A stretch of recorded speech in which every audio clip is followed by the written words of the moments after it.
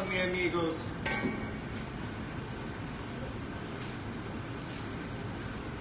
Oh.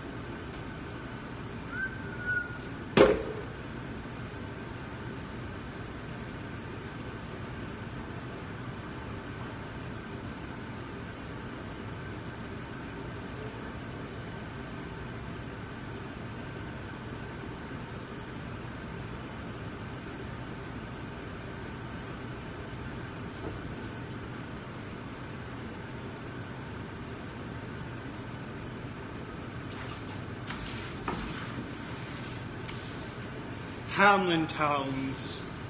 No, I'm making bagels. Bagels.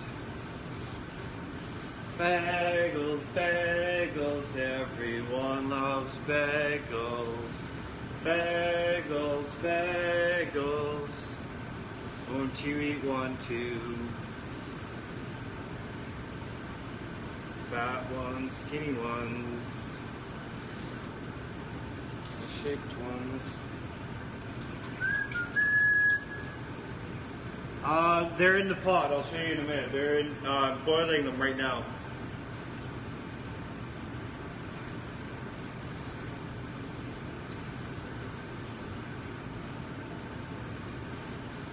These are the bagel boards. I put the bagels on these boards and they go in the oven right there.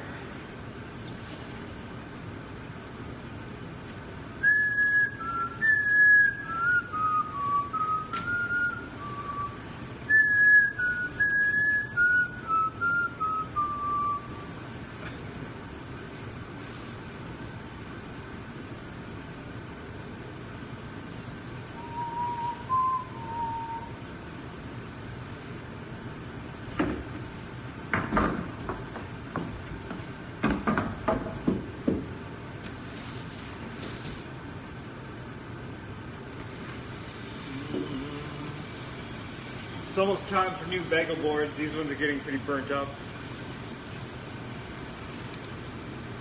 Almost time. Should last 3 or 4 months. I think it's getting pretty close.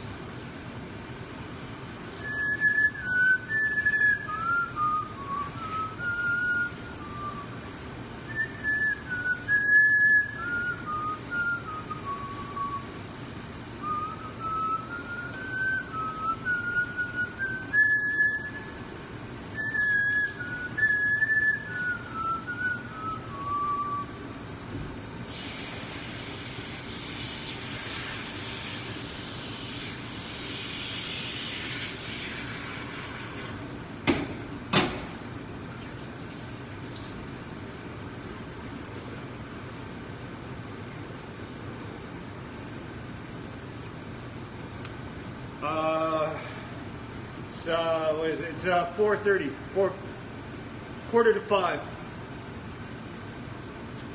We're in Vancouver. I'm making bagels. I'm just cleaning my boards right now. And I'm waiting for, I have a batch of bagels in the pot. Yeah, Sunday morning. Yes, Sunday.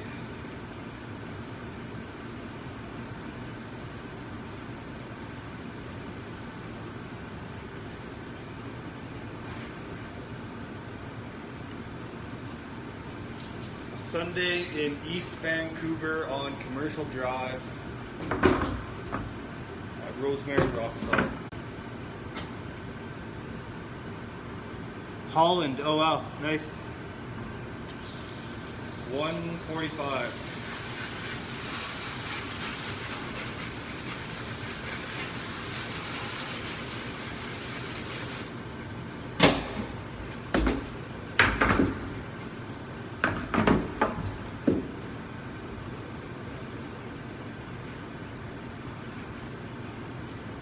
Hello. I'm in Vancouver, East Vancouver, British Columbia, Canada.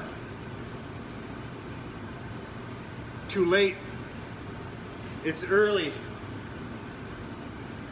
We open at 7 o'clock here, so I'm baking bagels for 7 o'clock open. Hello, welcome to the stream. My British comrade. How many tables? I'm gonna bake about, I guess about 1,000 bagels today. I don't know how many tables. I don't know, this place sits about 30 people, I guess. It's a fairly large space. Here's my scoop.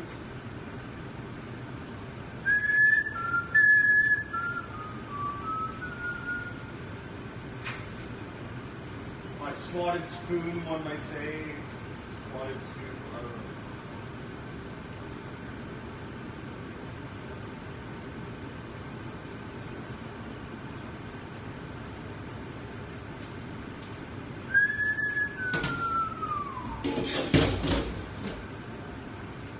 So this is, I have honey in this water here, and that is for flavor, and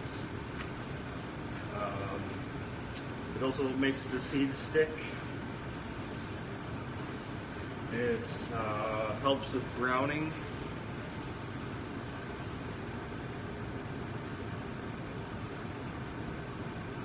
I love with raisins.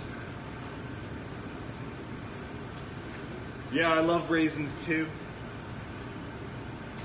I think that's what you're... Yeah, cinnamon raisin is my favorite flavor.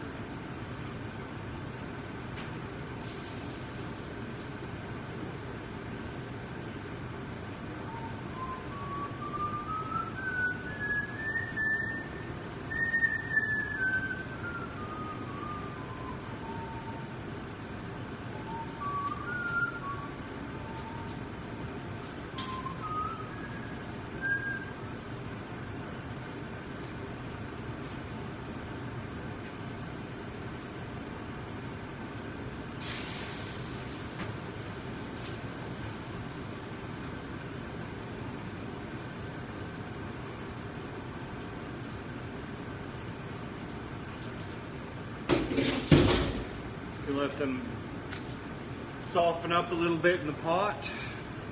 They're almost ready. I'm going to dress these ones with sesame seeds.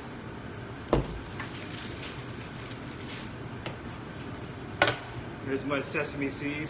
I don't know, can you see that? Yeah, Vancouver is a great city. I love Vancouver too. Okay, here we go. Here's my first batch.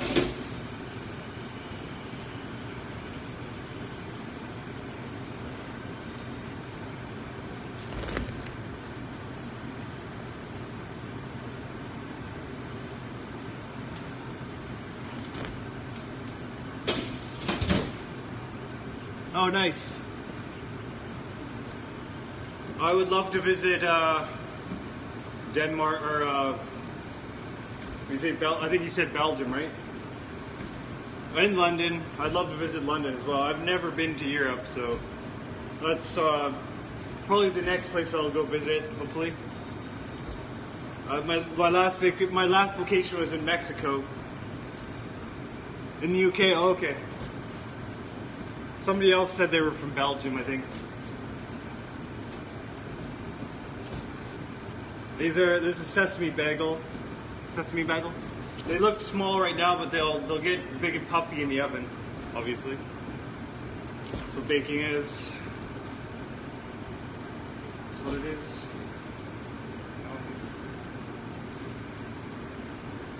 I'm gonna put my next batch in.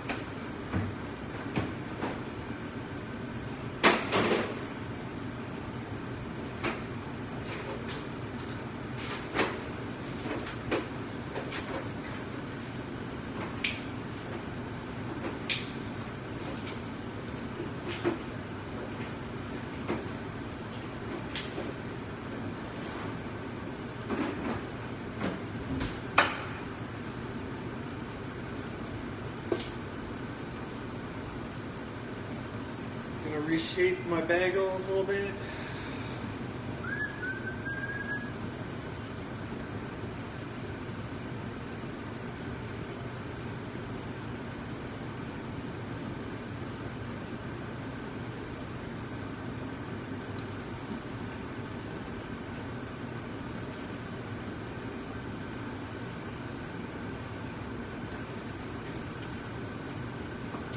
Yeah, dough. Yummy dough. I would recommend eating raw dough. Although this has been cooked, so I mean, probably not that bad. There we go, our boards are in the oven. There's 15 bagels per board. And I already have another batch in the oven. I'm just gonna clean up my table.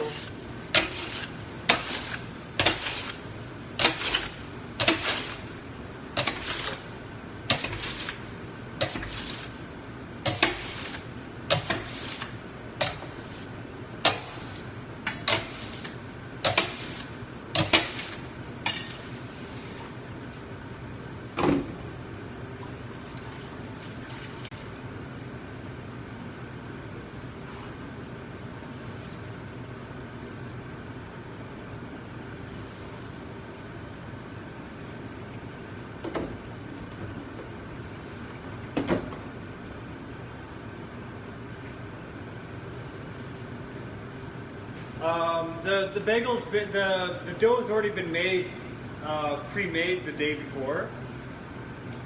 And we bake it from, it's frozen, so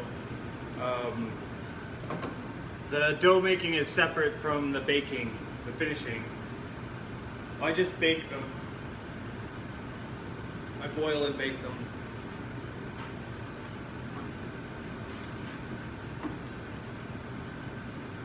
But we have several different locations here in Vancouver, so we need to have, it's just easier for us to centralize the production and distribute to the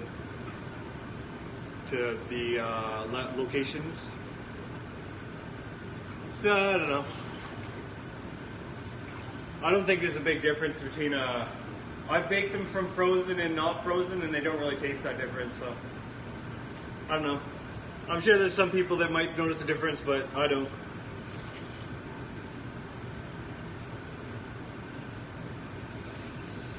I know they're in Montreal. They make them from fresh, but it's in the dough. Yeah.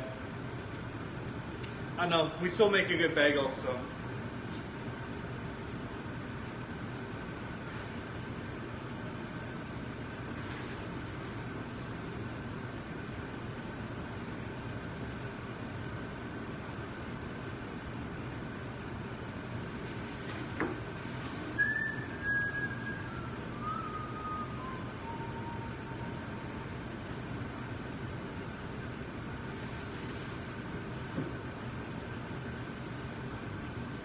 So it's sort of the same. No, we're just in Vancouver. We have 5 locations here in Vancouver, though. So.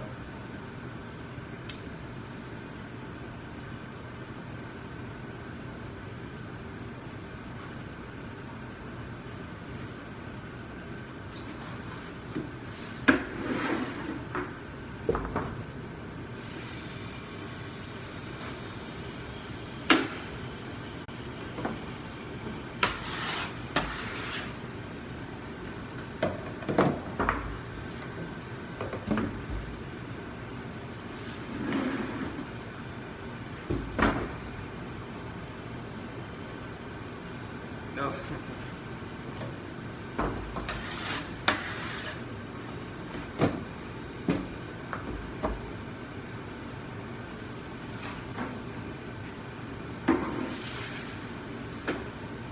The other thing we do different is we don't have a wood fire stove. I'm just going to move the bagels into the center of the oven. With my shimmer.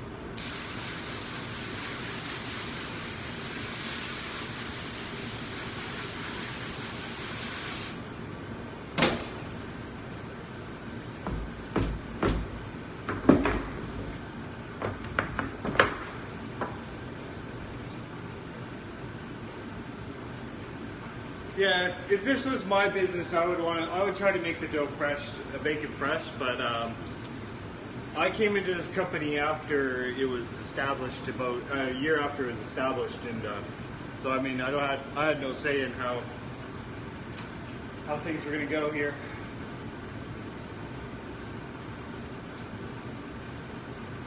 But I've adapted to the system. This is what you got to do.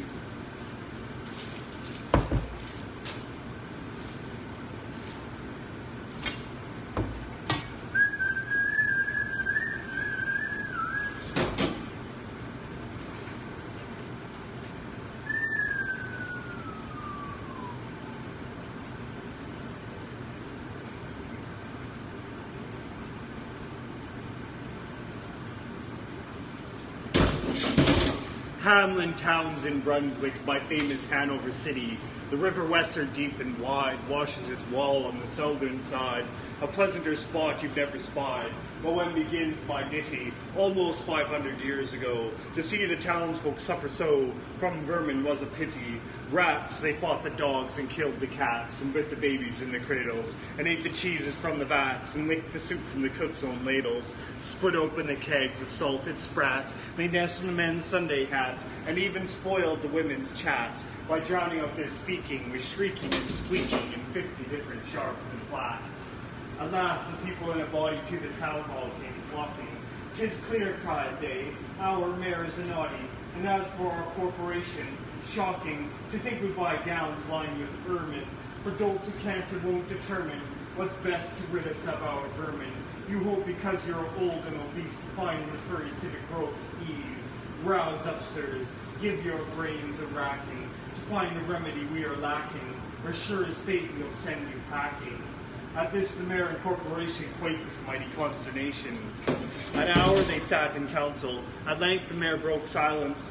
"For a guilder eyed my ermine gown sell. I wish I were a mile hence. It's easy to bid one rack one's brain.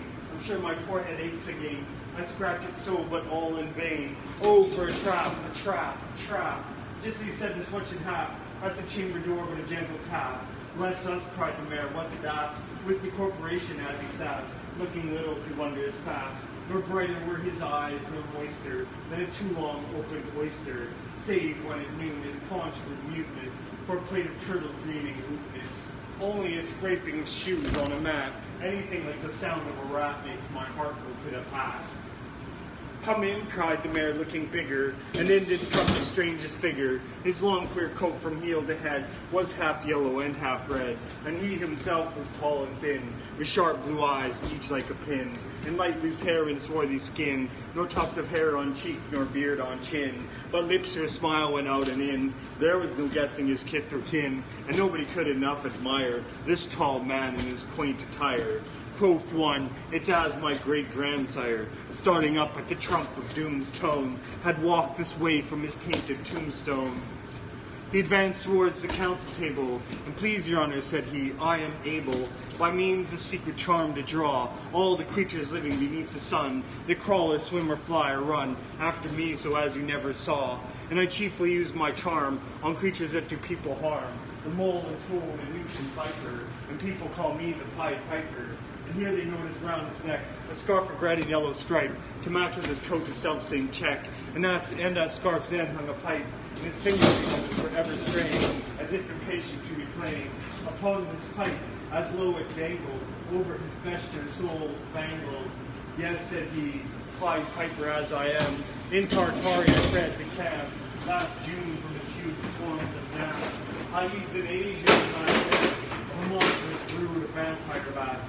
And as for what your brain bewilders, if I rid your town's rats, will you give me 1,000 guilders?" 50,000 was the exclamation of astonished mayor and corporation. Into the sweet pipe he stepped, smiling first a little smile, as if he knew what magic slept in his quiet pipe a while. Like a musical adept to blow his pipe, his lips he wrinkled, and green and blue his sharp eyes twinkled, like a candle flame where salt is sprinkled. And ere 3 shrill notes the pipe uttered, you heard as if an army muttered, and a muttering grew to a grumbling, and a grumbling grew to a mighty rumbling, and out of the houses came the rats tumbling, great rats, small rats, lean rats, brawny rats, brown rats, black rats, gray rats, tawny rats, brave old plotters, gay young friskers, fathers, mothers, uncles, cousins, cocking tails and pricking whiskers, families by tens and dozens, brothers, sisters, husbands, wives, followed the Pied Piper for their lives. From street to street he piped advancing, and step for step they followed dancing, until they came to the river Weser, wherein all plunged and perished, save one who stout as Julius Caesar, swam across and lived to carry, as he the manuscript he cherished, to rat land home his commentary. Which was, after the shrill notes of the pipe, I heard a sound as of scraping tripe, and putting apples under its right into the cider presses bright, and moving away of pickle tub boards, and leaving a jar of corns in cupboards, but drawing the corks of train oil flasks, the breaking the hoops of butter casks. It seemed as if a voice sweeter far than by heart or by Solary's breeze called out, "Oh rats, rejoice! The world has grown to a vast dry saltery.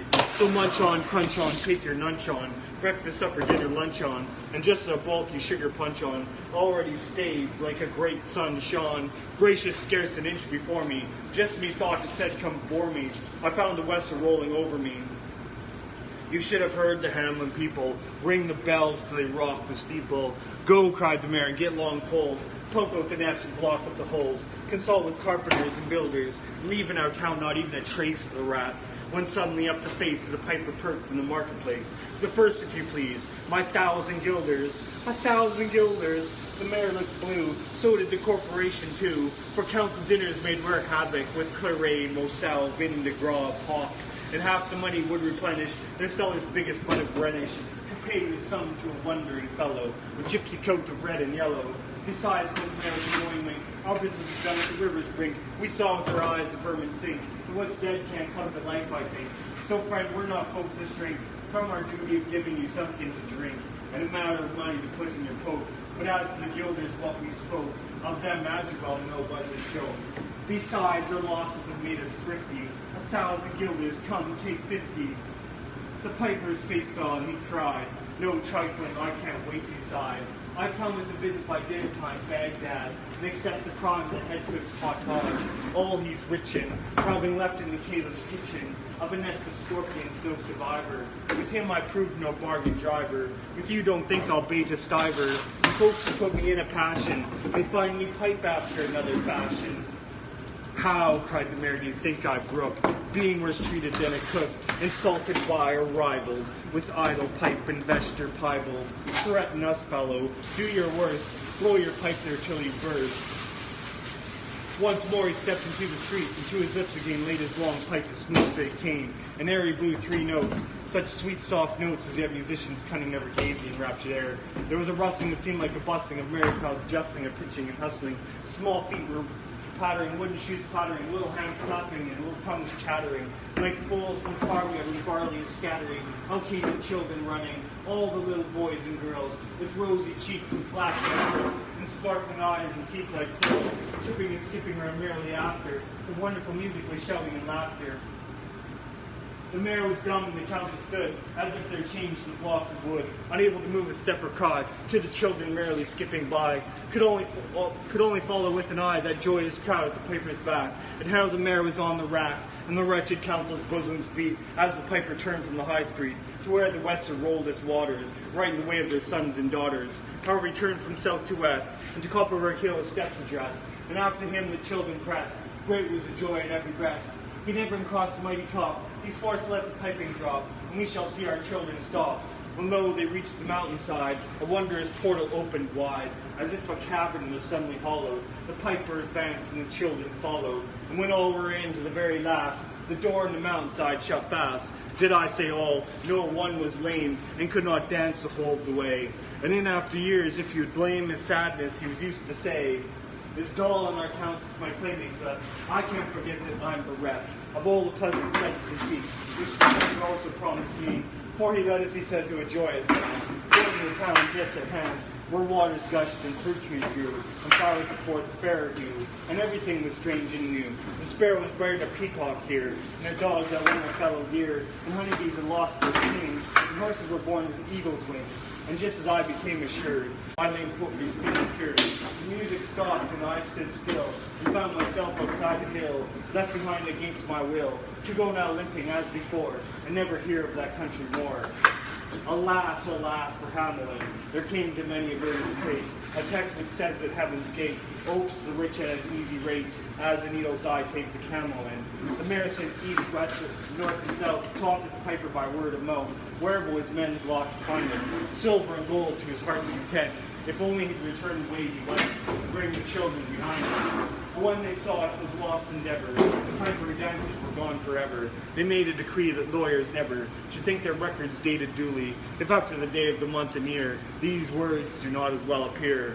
And so long after what happened here, on the 22nd of July, 1376, in the better memory fix, the place of the children's last retreat, they called it the Piper Street, where anyone playing pipe or tabor was sure for his future to lose his labor, nor suffered they bluster with the tavern, shocked with mirth the street so solemn. And opposite the place of the cavern, they wrote the story on a column, and on great church window painted, the saying to make the world acquainted, how their children were stolen away. And there it stands this very day. And I must not admit to say that in Transylvania there is a tribe of alien people who ascribe the way and dress of which their neighbors lay such stress to their fathers and mothers having risen out of some subterranean prison into which they were Japan a long time ago in a mighty band out of Hamlin towns in Brunswick land. But how or why they don't understand. So, Lily, let me and you be wipers of scores out with old men, especially pipers. And if they should pipe us free from rats or from mice, if we promise them aught, let us keep our promise.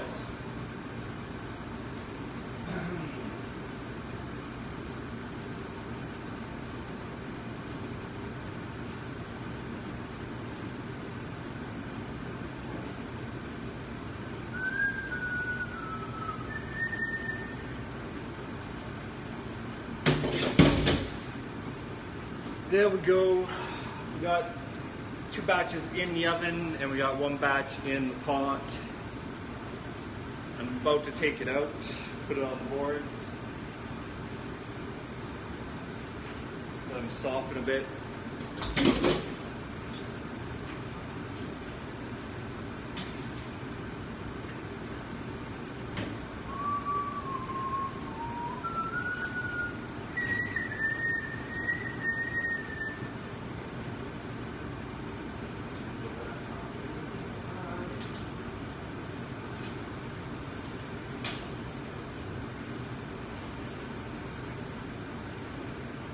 Not quite. Not quite. I'm gonna make some poppy seed. I'm gonna make some poppy. Okay, they're ready now.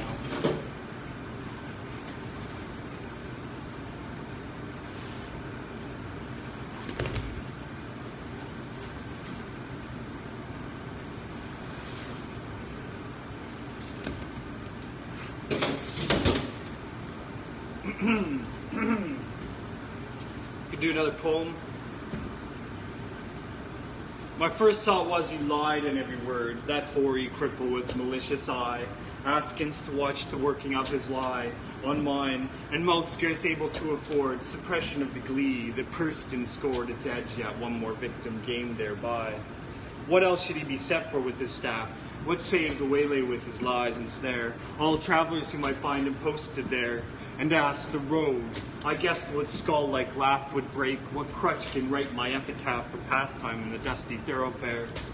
If at his counsel I should turn aside into ominous track which all agree hides the dark tower, yet acquiescingly I did turn as appointed, neither pride nor hope rekindling at the end astride, so much as gladness some end might be.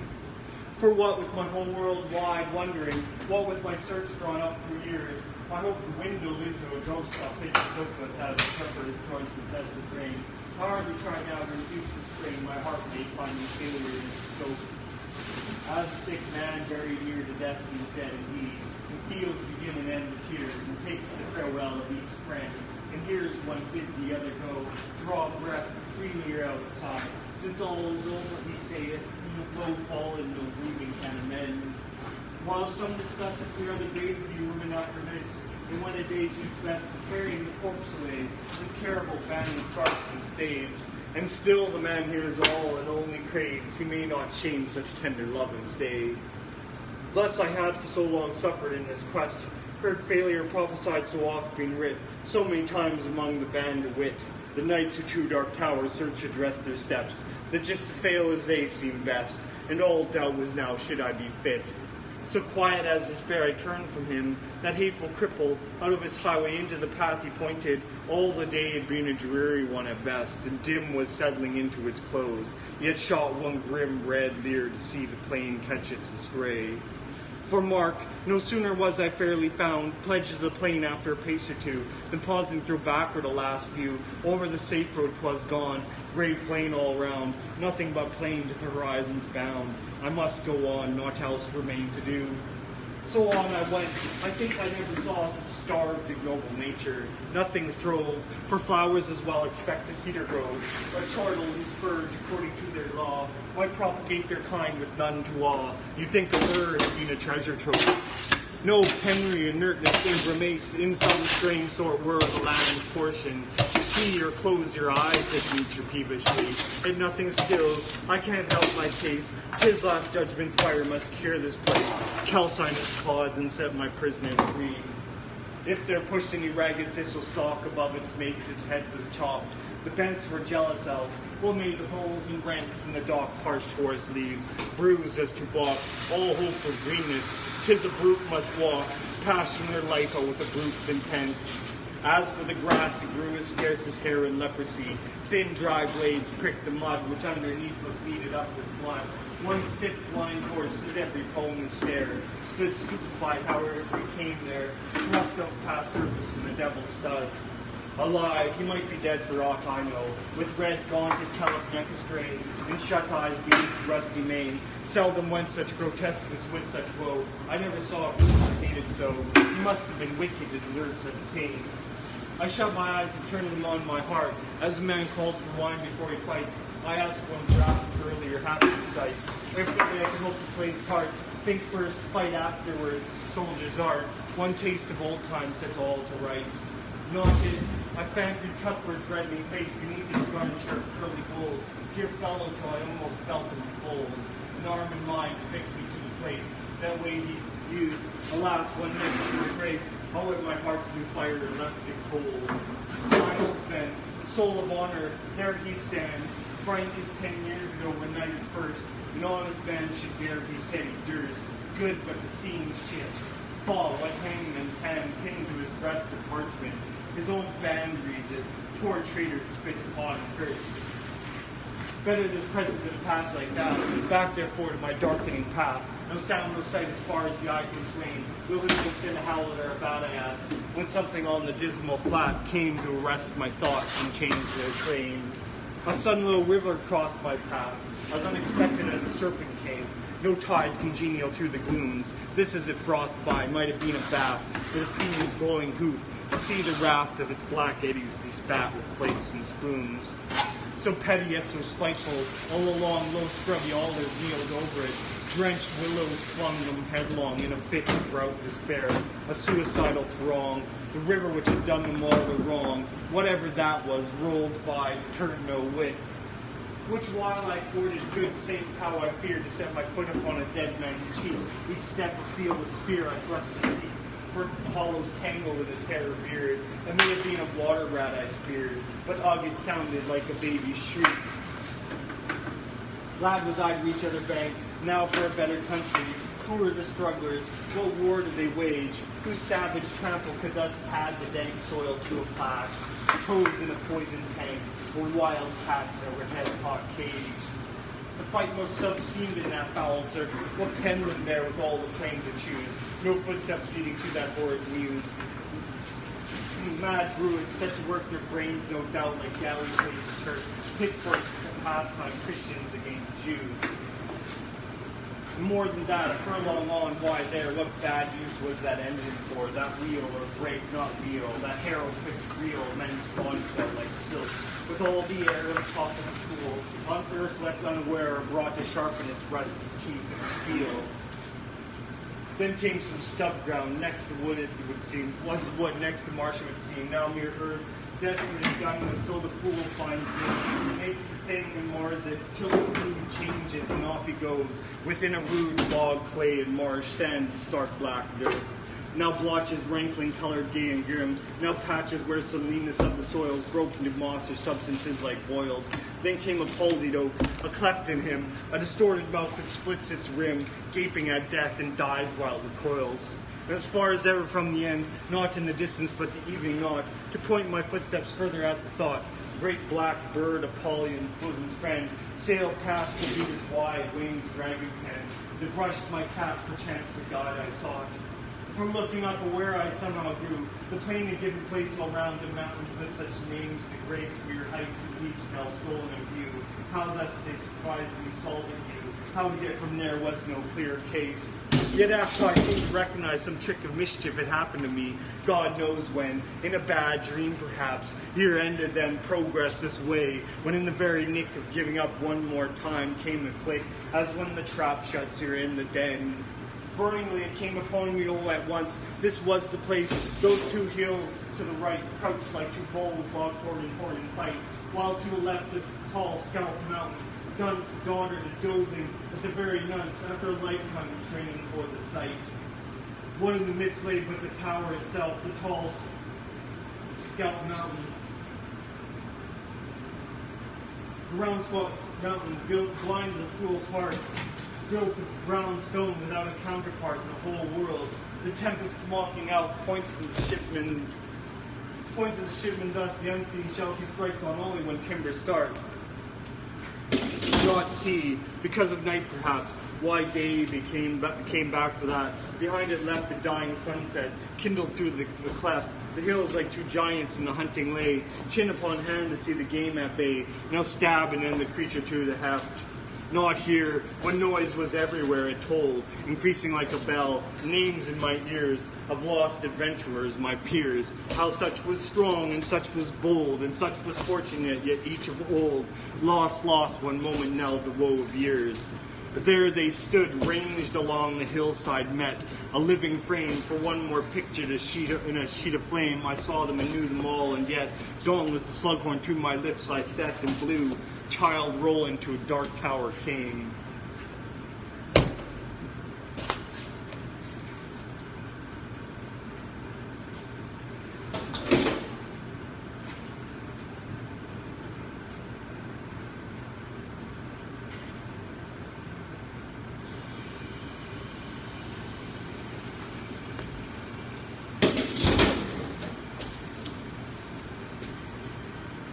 Bagels. Bagels.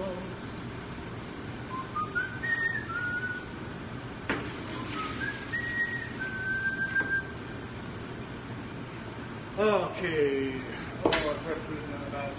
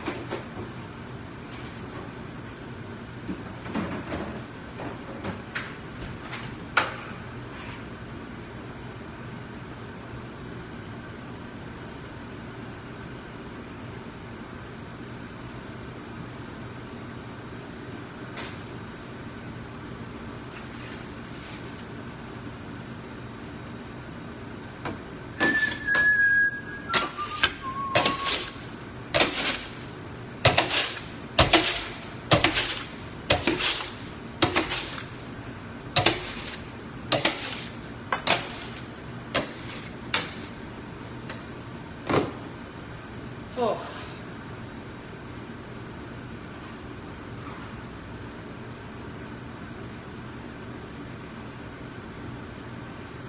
So we got one batch in the crate, we got 3 in the oven, and we got 1 in the pot.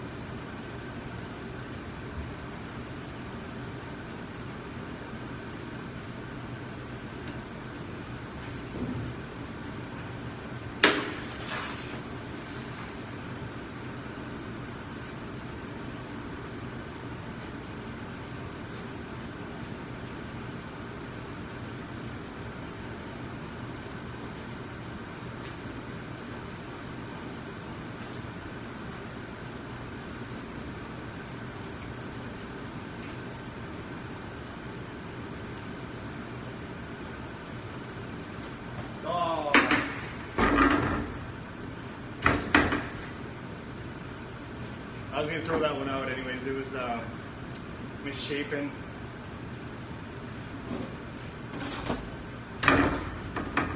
Broken.